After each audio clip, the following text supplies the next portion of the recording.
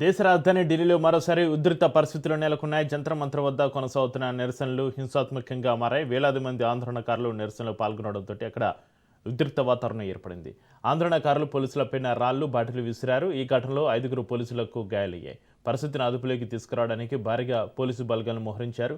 జంతర్ మంతర్ పరిసర ప్రాంతాల్లో భద్రతను మరింత కట్టుదిట్టం చేశారు.